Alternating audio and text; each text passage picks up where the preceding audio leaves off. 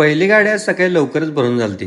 रशी ताडपदरी केली. माझी सुट्टी होती म्हणून साईडला जाऊन मी व्हिडिओ करालतो. मग सेलिब्रेशन होती आज दोन, एक बर्थडे होता आणि एक पार्टी होती. पहिला बर्थडे करायला सगळ्यांनी बोलवून घेतलं की आमची कार्टी लवकर येत नाहीत. आलीत मग बर्थडे चालू केला आणि यांचा आवाज ऐका नुसता.